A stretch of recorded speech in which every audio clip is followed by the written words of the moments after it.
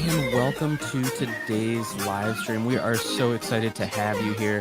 My friend Dan Bailey is going to be talking about some creative ways to up your compositional game. So definitely join us in about 4 minutes. We're going to go ahead and get this thing kicked off. In the meantime, go ahead and let us know where you're joining us from.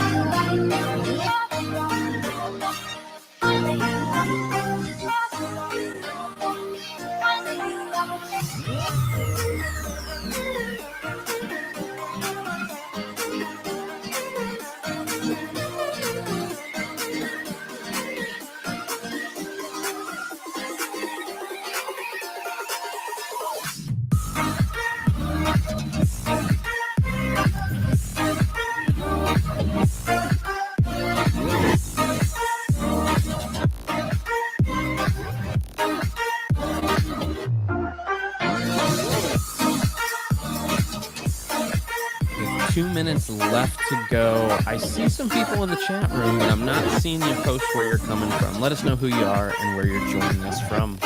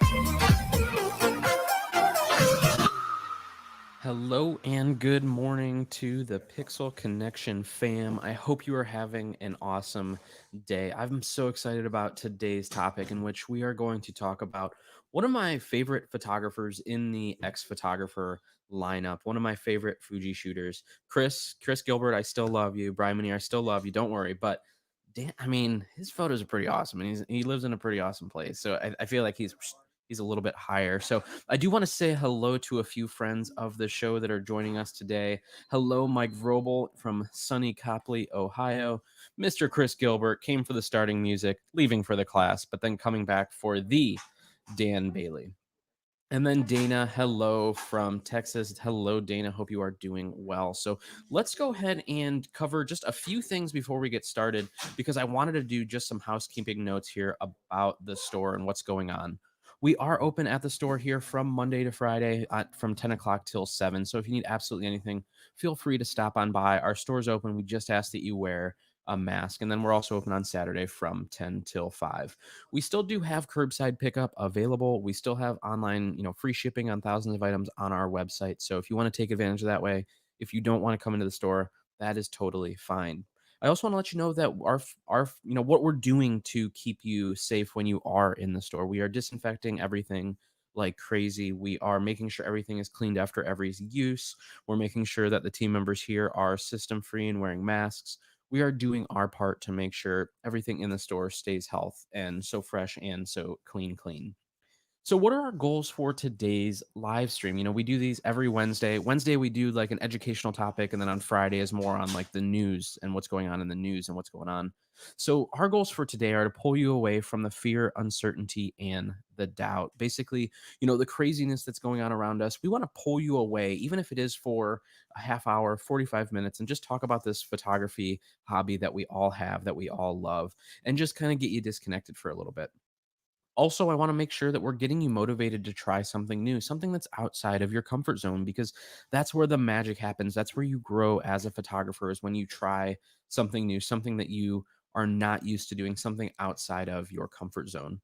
And then finally, maybe I get to help you discover maybe a new niche, something that, you haven't done in the past, or maybe it's just this little technique that is going to help you be more profitable in the future. So those are kind of our goals with these broadcasts. But without further ado, you didn't come to hear my voice. We all know that. Let's talk to our guest, Mr. Dan Bailey. How are you doing today, sir?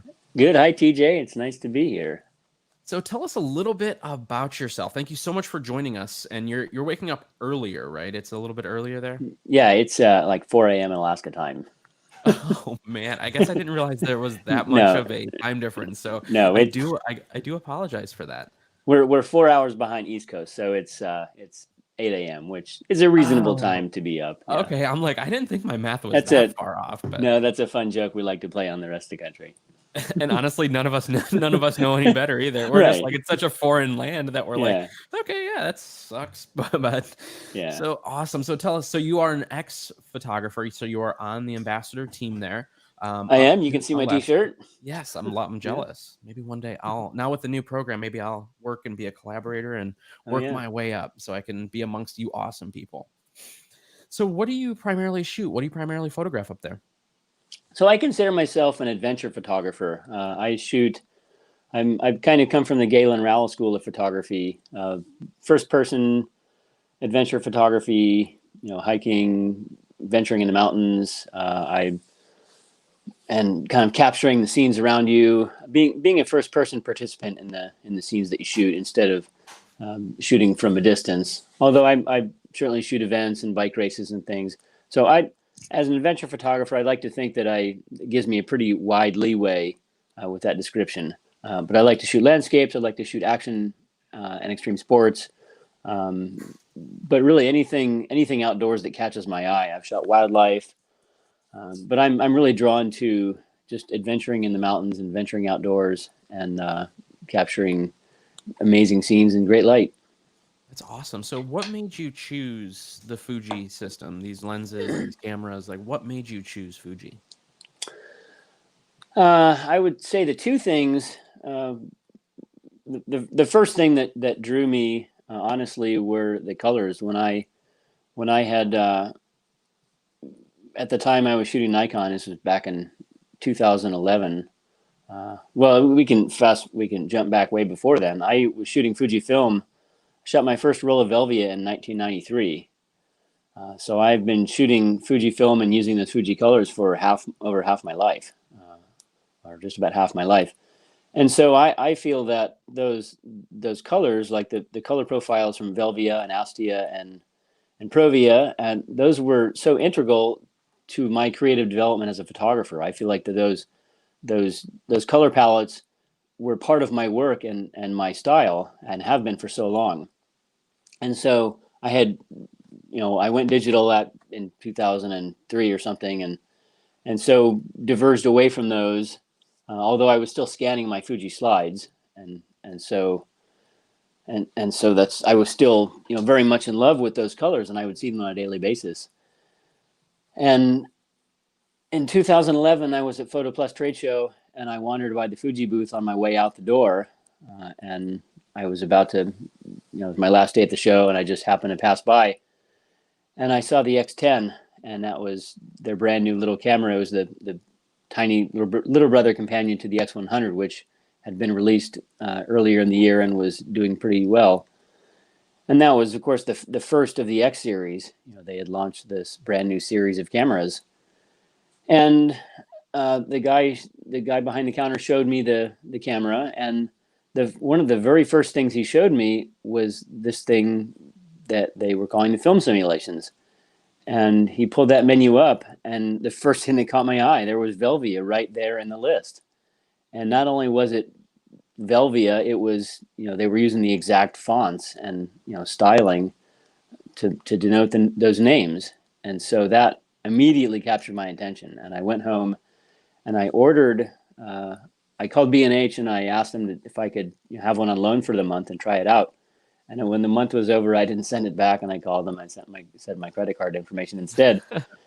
And that was really my gateway drug. And I fell in love with the small and light form factor of the camera. And I was in love with the colors. And having been one of those guys who always told everyone they should shoot raw all the time, and having shot with that mentality, I was getting these amazing looking JPEGs with these Fuji colors right out of the camera. And this was a little tiny X10. And the sensor was the size of my pinky nail. Right. And it was making beautiful photos. I can go through my catalog and show photos made with that camera. In fact, I have one today, and that you'll see. And I love the look. And so I had the X10 and the X20, and then I started to move up in the system, and eventually got the XT1 and became an X photographer. And it's just been a steamroll since then. And so I'm attracted to the colors. I feel like I'm back to shooting with a film mentality. I'm not shooting everything in RAW all the time. I'm mostly shooting in JPEG. And with the mirrorless technology, I can trust the cameras because I can see on the back of the camera. I can see exactly what the picture is going to look like before I take it. So I don't have to shoot everything flat and go back and process later. I can get the look I want in the moment that reflects my ideas and excitement in the moment. And I think that's a huge thing for me. And I like to encourage that mindset of shooting to other people too, because I think that a lot of people we all get overwhelmed by the workflow that have been sort of taught that we need to follow, which is shoot everything in RAW and then process everything. And that gives us a huge backlog of photos, and we always fall behind with our editing. And when you sit down and edit your photos, you might be editing photos from a trip that you took last year. And so you're so far removed from the actual excitement and emotions that you felt when you pressed the shutter in the first place. And the people at work are asking, hey, can we see your photos from your trip last year? And you're like, well, I still haven't processed them all. Right. And it just gets to be this, it becomes more of a burden. And creativity should be fun. It should be an escape. It should be, I like your intro to the show. We want to get people away from all of their uncertainties and fear in life, even if we're not in the middle of a pandemic. Right. There's always stresses that we have, and creativity should be the escape from that gives you free, calm, fun peace of mind. And so for me, that shooting JPEG, capturing the in the moment scene with the Fuji colors has given me a huge amount of creative liberation. And then, of course, the small form factor just works in a great way with my style. I like to go light and fast. I like to take my camera when I'm hiking and riding my bike and traveling. And so I'm not hurting my arm and back anymore carrying all of this gear. And Fuji continues just to knock it out of the park, even from that first camera till now, and staying true to, you're not seeing like these huge changes or changing like big form factors. I mean, they're staying true to the dials, the print simulations. They're constantly adding more. I mean, that's what that's why I enjoy shooting Fuji so much, is because, it's dependable, it's weather sealed, the technology is getting, constantly getting better. And it's almost like they're in a league of their own, and they're so focused on their camera lines that, they don't diverge from that. Like the X Pro 3, for example, that was built to be, that kind of street photographer's camera. And they went as far as even, putting the little film thing on the back and hiding that screen, so you can be a true, I mean, the closest thing you can get to shooting digital film, I Yeah. feel, is that camera. And that's where I really, I love that Fuji listens to the community. And and especially, being able to bring on people like you just to see it through, your eyes, and what, why you chose these cameras is just super helpful. So Yeah, what are we? I think that was a really good point. I love that little tiny X Pro 3 window with the film simulation tab in the back, just like you put the little slot back there. And I remember I actually tried one. I haven't been an X Pro shooter for most of my life. I'm an XT guy. Uh, but I tried one at Photo Plus. I went on a photo walk with Jackie, and I had a really fun time. And I had the X Pro 3, and it was a camera that I hadn't used before. And but I embraced that style of just putting the film simulation that I want and looking through the viewfinder, and being immersed in what I'm looking at, being immersed in my scene instead of looking at the back of the screen. I often do look at the back of the screen when I shoot, just because I'm shooting in bright light or in a lot of different situations where there's just makes it easier to look back there. And I actually got an X100 this year for the first time, and I'm in love with this little guy. And it Oh, even that lens has is so a sharp. flip up screen, which is a pretty convenient thing. And then the new film simulations. So you're right; they do keep innovating, and they have innovated. They've done things that no one else has done, and because they're following a very specific mindset and mentality that fosters creativity in a unique way, I think. Absolutely. And that's what we're talking about today is, creative, some compositional, tips and some more impactful compositions. So let's go ahead and get started into that. And did want to let everybody know that, questions, we are going to go through these, but if you have questions, put them in the chat, let us know. And, we want to have this kind of more of an open discussion. And, we are blessed to have Dan here for this time. So any questions that you have, I want to make sure that those get in here, because chances are someone else probably has a similar question. So Dan, do you need me to bring up those photos? Yeah, I'll just call them. I'll start talking, and then we can call them. But I do want to echo TJ's sentiment. Please ask questions. I don't want to just sit up here and talk at my iPad at my desk. That's boring. Absolutely. So please ask questions, and we can. I'd rather talk to you guys and answer your questions than just show my pictures and just talk. Anyway, if we can start with number one, Yep. the first, I want to give you what I feel are 5 essential tips for creating more powerful photographs. And these are not the end all be all tips. These are just five tips that come to my mind. And so as you're out shooting this week, see if you can concentrate on some of these tips. And the first one, and there may be tips that you already know. In fact, I wouldn't be surprised if if you're familiar with most or all of these tips, but it's always good to revisit ideas and get new perspective on them. So the number one tip that I have is to use awesome light. Photography is all about light. Photography is not about capturing things. It's about capturing the way the light is falling on the thing or the place or the person. And that's, from a technical standpoint, that's how cameras work. The sensor captures light and film captured light. And they're recording the amount of brightness that falls on each pixel and the color temperature that falls on each pixel that corresponds with the value of light.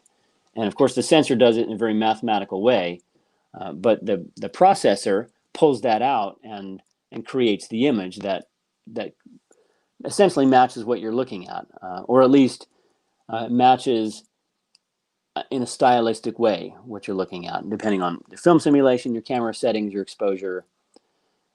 It's rarely going to be an exact thing, but that's not a big deal, and we'll talk about that. But the number one thing is to concentrate on the light. And someone had emailed me with a quote by Galen Rowell yesterday, who was pretty much the most influential photographer in my life as a outdoor shooter. And the quote was basically said something to the effect of, I never go out and set out to photograph a mountain or a landscape. I'm always primarily looking for light. And I think that's something we can all relate to. When we're, no matter where we are, once we see that golden light hitting the peak, or the buildings or the landscape or the ocean, that's what kind of sparks our excitement as photographers. I mean, I even happens here at the house. Maybe we've been doing stuff outside all day and we came inside to eat dinner, but then we look outside and we see this amazing sky, or the sunset's hitting the neighbor's house across the street. We can't help but get up and go to the window and look at it. So you can flip through to number 2. And so that amazing light is the thing in my mind that drives us the most as photographers, and kind of gets our blood pumping and gets our excitement rolling. So, and sometimes you might need to even make your own light. And I shot this with a flash across the room with one of those warming gels, one of those orange gels that comes with the flash. And so sometimes you need to create your own light, and if you're dealing with bad light, a lot of being a photographer, being a successful photographer, is either figuring out what type of subjects to use with the light, or else how to use the light to your advantage. And then number 3, photo number 3, TJ. Yeah, so this was one of my early X10 pictures. This was shot with this little X10 a number of years ago. This is window light. And so again, it's an example of how to use different kinds of light. This was one of the things that I was so excited about. I could see this in my viewfinder, and I was able to control the exposure with the dial, and that was the little EV dial. And so having that kind of control on this little tiny camera, and then being able to make use of that window light to get a really cool effect. So again, learning how to use different kinds of light, and learning how to understand where the light's coming from, the quality of the light. And number 4. And then my favorite kind of light is sunset light. I like to shoot photos of the mountains. I actually have a little Cessna, a little bush plane, and so I fly around the mountains in the wintertime in Alaska and shoot out the open window. And so this is one of my favorite types of subjects, is shooting these aerials. I think for me, it's some of the most exciting, dynamic adventure work that I've ever done. But in the end, it's all about light. It's all about capturing the way, the color and the quality and the direction that's falling on the subject. So, and again, people jump in with questions. We can go to topic number 2, which is picture 5. And again, if someone asks questions, please interrupt me. So the second topic I want to talk about is to have an identifiable main subject. First and foremost, your photo should be about something. You should have an identifiable main subject that the person who's viewing the photo, your audience, can lock onto easily. I think one of the biggest challenges that beginning photographers make is narrowing down their scene to that one main subject, and it's something we've all struggled with in the past, or may struggle with depending on the scene. Is how do I narrow down what I'm looking at into something that the viewer can lock onto? When you look at your photo, you want them to go right into your frame and lock onto your main subject. You want to give them that anchor point where they can at least start. And that's not to say you can't use other elements in the frame, but you want to give them some place they can start. You want to give them that visual anchor. Otherwise, they're going to get lost. They're going to kind of walk around, or visually walk around your picture, kind of dancing around from thing to thing, and not really understanding what the picture's about. And that's kind of a big key. If they don't know if you don't know what the picture's about, then they're not going to know what the picture's about. So go to picture number 6. So again, you want to create that visual anchor.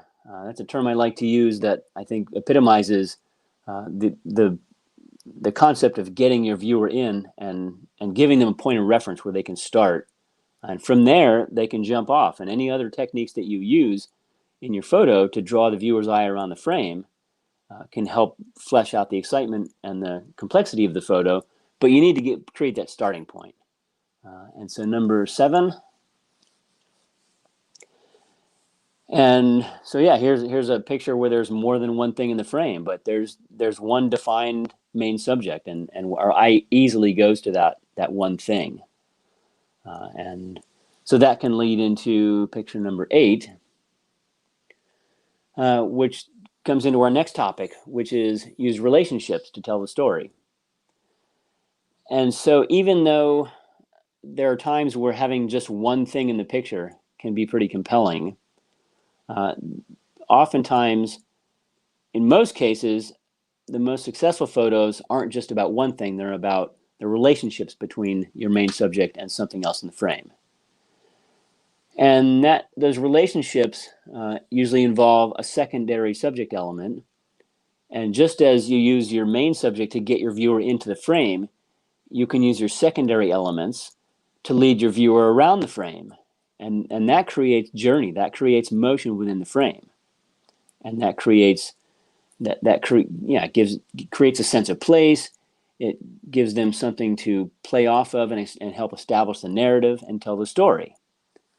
And sometimes it's not so much about an actual story. It might just be an element that helps establish, like I said, that sense of place, that sense of environment. Number 9. Sometimes, in this case, it's more of an abstract element, and it's just adding depth and complexity and dimension to the picture. And so I've done this through the use of light and focus. And so it's not so much about just including more things in the frame. Sometimes you'll use your camera and creative photography techniques to flesh that secondary element out in such a way that you draw the viewer around the frame, but again, use creative techniques to add a different twist to that relationship subject. And number 10, and this is one of my favorite desert scenes of all time, North Six Shooter Tower in the Canyonlands and the Crescent Moon. And I shot this while standing on the top of my pickup truck during a climbing trip to get the foreground out of the way. But I think this really well illustrates that concept of using a story or using a secondary element to help create the story and to help just draw the viewer across the frame. These are two very simple but very strong subjects, and you can't help but have the eye jump back and forth. And that gives your picture more power when you can lead the viewer around and have their eye explore the frame and jump back and forth. That creates a more interesting picture. And number 11. And that kind of leads into topic number 4. When you're leading the viewer's eye around the photo, you want to create tension with your framing. And that depends on that's determined by how you place your subjects in the frame, how you light your different subjects. But the idea is to create that tension so that the picture isn't boring. You don't want to just create this bullseye where the viewer just comes right in, instantly locks on the subject and goes, okay, it's right there, I see it, I'm done. And the reason for that is because our brains are pattern recognition machines. Our brains are pattern recognition machines. We're driven to see and recognize patterns in the world. And that extends from the old days when we were walking in the savannas, coming out of the trees, and first exploring complex landscapes in our environments as early humans. And we needed to be able to quickly spot things that we could eat or that might eat us or want to eat us. And so our vision and our brains evolved in conjunction to be able to spot and recognize things that stood out from the environment. And the thing is, once you spot that thing, once you spot that recognizable pattern or that recognizable situation, our brains tend to relax and move on as soon as we kind of understand what's going on. Or else it's going to kick into overdrive when we see something that wants to eat us, and then we can run. But with photography, you want to create tension through framing by having things off center, by having contrasting colors, by using a mix of hot and cool colors. And the idea is to, you can go to number 12, is to create tension. You want to make it too easy for your viewer. You want to make it so that they can go back and forth and in such a way that you almost create a slight sense of discomfort or uneasiness, or even a little bit of visual anxiety, because our brain desperately wants to spot the easily recognizable patterns. And if you don't give it to them, if you don't spoon feed those patterns to the viewer, then they're going to have that uneasiness, and they'll continue to look at your photo because they're desperately trying to spot a pattern that doesn't exist in your photo. And so that's going to create that tension that makes the photo more dynamic. And number 13. And so oftentimes, like I said, contrasting colors, mix of hot and cool colors, diagonal lines work really well. Abstract subject matter. This was shot from straight above. This was a mountain ridge that was shot looking straight down from my little plane. And so this is one of my favorite aerials because it's such dramatic light, but it's also a vantage point that's not commonly seen, and they have this really dynamic diagonal line running through the frame. And number 14. Here's a relationship between the weather, relationship between the weather and the mountain. And this is going to bring us into number 5, which is don't show everything. I'm a huge proponent of the notion of abbreviation in photography.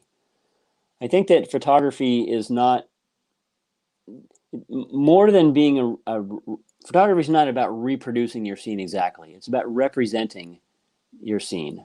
And so when you're building a powerful photo, the idea is to build a scene that communicates the ideas about your scene. You don't necessarily need to give it all away.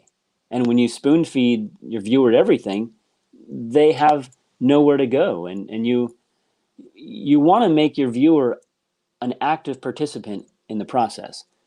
And if you give them everything, if you show your viewer everything, then again, they have nowhere to go. They've seen it all.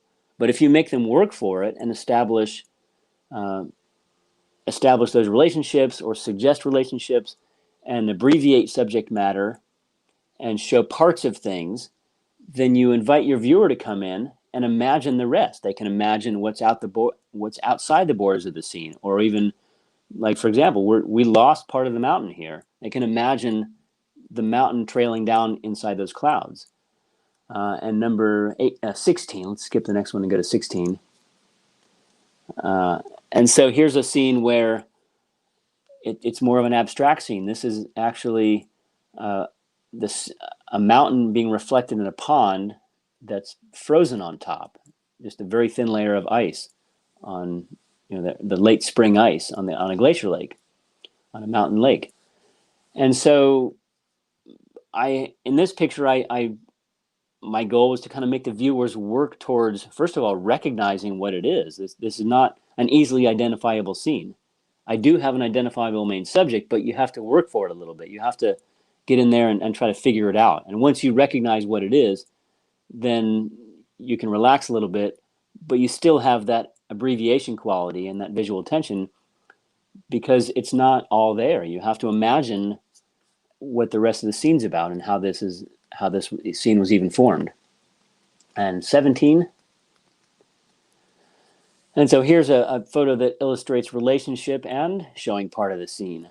I don't see all of the bikers. I have this repeating pattern, this relationship, but it's abbreviated. I didn't show the whole scene. And I have dramatic light. And so as you photograph, you can start to piece these techniques together, and and use 2 or 3 of them in your composition.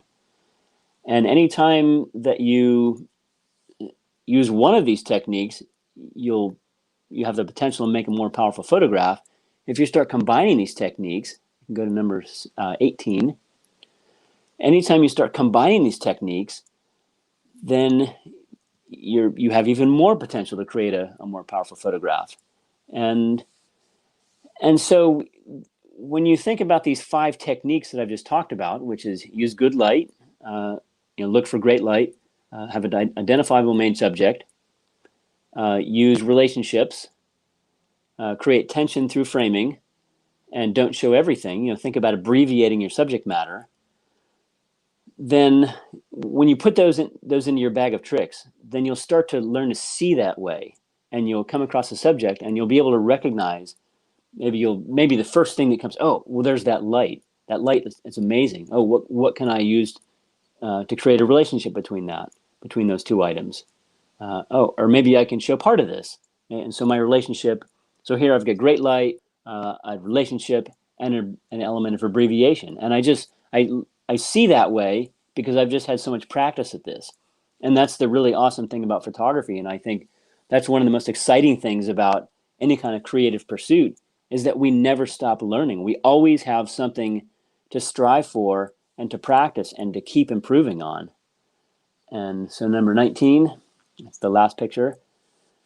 And it doesn't matter where it is. This isn't my garden, and we're all sort of confined to our very small circle right now. And it's unfortunate, and we're all kind of scared, and we're all nervous, and we're all uncertain, or whatever we're experiencing.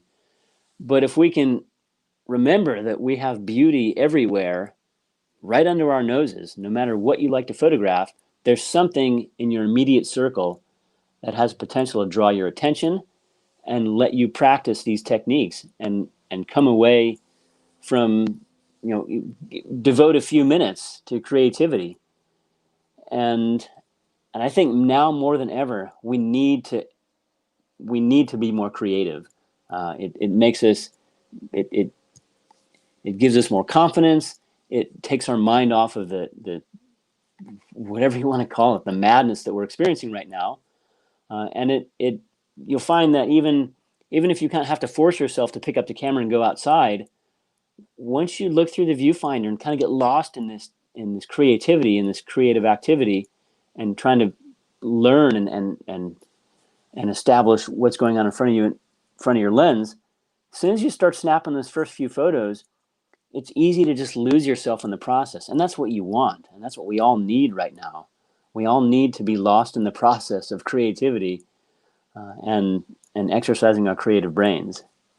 And so yeah, that's my spiel. Please ask questions, because I've been talking here for a few minutes. Yeah, absolutely. And thank you. Those are so, just again, a couple of them, reminders, but some of them were just like that. I've never thought about the images that way. And like you said, about how our brains, our vision only has time, so long, that fight or flight mechanism, that's just super powerful. And thank you. The way that you spelled that out was absolutely excellent. So, question that we had come in: what is your favorite film simulations to best complement that warm sunset light? I've been a huge fan of Velvia my whole photography life, pretty much, and that was my favorite film back in the day when I was an early emerging photographer shooting mountains and sunsets and action scenes. And the Velvia film simulation is still my favorite for shooting that kind of thing. In fact, I did a YouTube lesson that's about to go up this morning about using bold and subdued light. And the thing with Velvia is that when the Fuji engineers came up with the original Velvia film, their idea was to create a look that matches the way that our brains actually remembers our scenes. And our brains actually remember significant moments and events with a heightened level of significance. And so, in other words, we tend to remember things in this larger than life capacity, especially things that are important or that have a lot of impact on us. And so Velvia plays to that larger than life memory. And so I would absolutely say that Velvia is the best to capture at least my favorite film sim to capture these brilliant light, highly saturated moments. Excellent. And when you're shooting, are you shooting? I mean, obviously, I know you're a fan of JPEG because of the way that, everything's captured, but are you shooting RAW plus JPEG for most of the time, mostly just JPEGs? These days, it's mostly JPEGs. I like to trust my creativity in the moment. I think that's a healthy activity to do. I, I, I will often shoot RAW plus JPEG, or well, I will sometimes shoot RAW plus JPEG, but if it's a really tricky scene where I know I'm going to have to do a little bit of processing to rescue tones, or if I'm shooting an assignment with an art director that doesn't give me very much direction, well, we're going to have our computer guy mess with these anyway, so just give us much raw files. But if I'm just out shooting for myself, go hiking with the camera, I'll just shoot JPEG. I want to trust my creativity in the moment, and I found that shooting all those RAW plus JPEGs, I never ended up using most of the RAWs, and that just takes up space. And I totally understand the mentality of, well, in case I need it, in case I need it, in case I need it, more often than not becomes I didn't trust my creativity in the moment, and I just cluttered up my hard drive and complicated my workflow. So I encourage people to, especially since we can look at the screen and see the picture right before we take it, trust your creativity in the moment. So I'm shooting mostly JPEG, and I understand that. I totally get that processing is and always has been a viable part of the photography process for some people, but not everyone loves processing. And if you don't feel that you have to, just because the guys who do the big name videos in the books tell you that processing is so important. It is for them, but they're not you. Yeah, 100%. So if you have to go out, so let's say you're stranded on a desert island, what is the one camera and one lens that that you're gonna take with you or hope that you have with you? I would say it'd be the XT3 because the XT3 is my favorite camera of all time. I'm so excited with it. For a lens, it's either going to be, I'm going to have to say the 35 f2. I've really fallen in love with that little lens, which is funny because I used to be a wide angle. I mean, I still am a huge fan of wide angle lenses, and I love telephotos. That 35, it just hits that sweet spot. You can create that shallow depth of field if you get close enough, and if you back up, you can kind of abbreviate the scene and show a wider view. But I do have to say that I am so excited about this little X100. Yes. And every time I've gone hiking lately, I've been just taking this thing. And one of the things I love about it, and which is the new cameras, the X100V, the X Pro 3, and the XT4, they have that new classic neg film sim, Mm-hmm. and it's so I'm so attracted to that look, and it's for everything that I just talked about Velvia, it goes the complete opposite direction. It has a much more muted color palette. It still retains a high level of contrast, and it actually looks great when you add that clarity setting that's found on those cameras as well in the Q menu. So Oh yeah, I've I'm been in love with hiking the lately, and X100. that's all I'm taking is my X100V. I shot a So wedding a couple weeks ago, and I had XT3 on one, XT4 on the other, like on the two harness thing, and then the X100V just around my neck for like a quick moment if I wanted to bring it up. And I was doing yeah, that more than anything. It was a small, intimate. I was just taking it everywhere, and the lens is just super sharp. I can go on and on about the X100V. It's such a yeah. phenomenal camera. But I do love the X. I've been a T guy my whole Fuji career and I love the XT3. It's still such an amazing camera. It's just an amazing camera. And then right now, I mean, it's less than $1,000 right now too, which is just Yeah, it's beyond like me. I'm like, $500 off, I right, think. and it's like beyond me. I'm like, how is this much of a camera at this price? Yeah, and it still uses the old NP126S battery, and so you don't have to buy new batteries. So if you have a number of old batteries kicking around from previous models that you've collected, or just bought more batteries, you can still use those. And so, I mean, the XT4 is an awesome camera. I haven't seen it yet though. I'm still XT3 guy, and I, for every reason I just said. Solid camera. So we did have a question come in with the bike race picture. How did you get such a dramatic shadow behind the riders? Oh yeah, so go to number 17. Go to picture number 17, TJ. Yeah. Can you see that okay? Um, Showing yeah. up or no? Yeah. Can Oh, you pull up picture number oh, 17? there we go. There we go. Yeah. So this was essentially capturing. This was a Velvia film simulation, and my technique was to capture the bike racers as they were coming out of the shadow. There was a sunny patch on the road, and so I positioned myself so I could capture them right when they came out of the shadow. And I did a manual exposure so that I could preserve that shadow. And the Velvia film simulation, which is already high contrast, high dramatic colors, it allowed me to get those rich colors and let the shadow drop to black. And that's one of the things that Velvia is so good at, is letting shadows be shadows. And some of the older films, Kodachrome, a lot of times kind of muddied up in the shadows.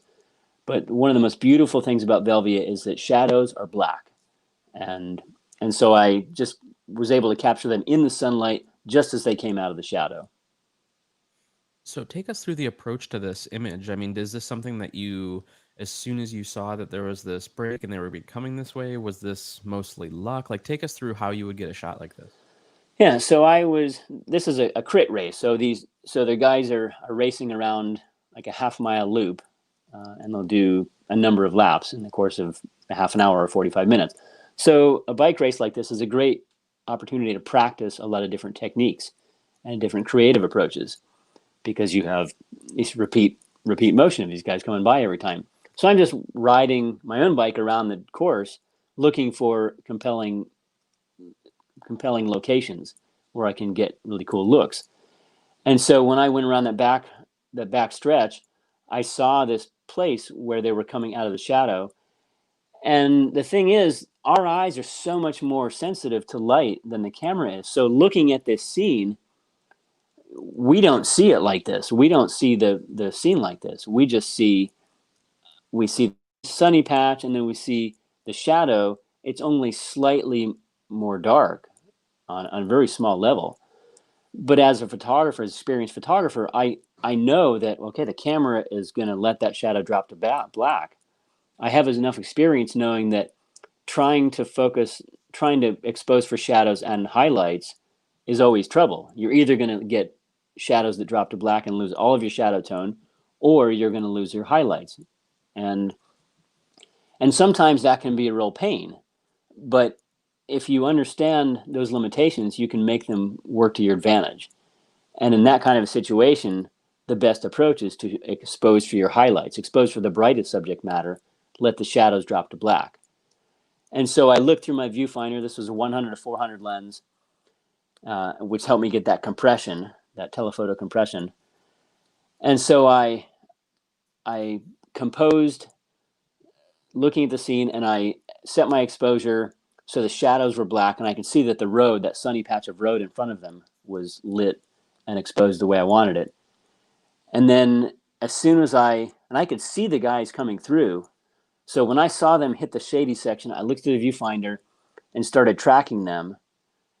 And as soon as they came out of the shadow, the camera was able to lock on, and then shooting with a high speed shutter speed, or a high frame rate and a high shutter speed, I was able to capture a series, a burst of photos. And one of those ended up being, the best one of the series. Awesome. I love that. And with metering, are you spot metering on this? Uh, no, I was just looking at how the scene looked at in my viewfinder, and that's one of the that's how I use these cameras. Is I use the viewfinder as a tool, as my main exposure tool, because I can either put it in manual mode, which I did for that, so the camera wouldn't be fooled by the light and dark and try to adjust exposure on the fly. I locked in the exposure with manual mode, looking at the viewfinder to get the exact color and light balance that I wanted. And that's often how I'll shoot. I think all of these photos were shot just looking at the viewfinder, and I don't. The metering tools are they're powerful, and they can be a really important element of your photography, especially when using automatic modes in quick scenes, you want to quickly be able to have the camera lock on the way you need it to. But when you have the time to adjust your exposure, and even if I don't have a lot of time, I'm mostly I'm looking. If it's too light, I'll darken it with the EV dial. If it's too bright, or if it's too dark, or I'll lighten it. Either lighten or darken. I can't remember what I just said. It's still early here. Yeah, I just look at the viewfinder. If I like what I see, I run with it. If it's too dark, I lighten it up. If it's too bright, I darken it with the dial. And that's the beauty of the mirrorless technology, is we can see exactly what it's going to look like before we shoot it. And with using aperture priority with the EV dial, you have so much control at your fingertips. Excellent. We did have another one come in here. How do you navigate cropping photos / aspect ratios? Do you use aspect ratios in your cameras for your JPEGs? I almost always just shoot on the standard large fine 3:2 aspect ratio. There are some times where I'll switch to square just to preview a scene if I think it's something I want to go on Instagram, but it's such a rare instance. I almost always shoot in just the regular aspect ratio. So now let's say somebody was switching, they listened to this, they were inspired by this talk, and they wanted to get started in the Fuji lineup. Are there any books that you would recommend? Any books? That's a really interesting question. But I want to go back just briefly for a sec. Yeah, I use 3:2 aspect ratio, but that doesn't mean that that's the best way. There's square and there's 16:9, and I have used those. In fact, I remember thinking back, I did shoot an entire bike race with two cameras, like the X10 and the XE1. One camera was set to miniature mode, one camera was set to square black and white, the whole race. And so, and I have shot in the 16:9 aspect ratio. So again, it's whatever appeals to you for that particular scene. So any books? Let me think about this. There was some guy who wrote a Fuji book. So I have a book called X Series Unlimited. And it's an ebook off of my site. And Rocky Nook has a print version as well, which is available on Amazon. And yeah, there's the Amazon version. I wrote the book 3 years ago, and I've updated it every year to match the new firmware and the new models that keep being reproduced. How early is it here? We'll go with 4 a.m. Yeah, it's still 4 a.m. And so I wrote X Series Unlimited because I was giving workshops and people had so many questions about the cameras, because there are over 100 menu items and so many dials and so many settings.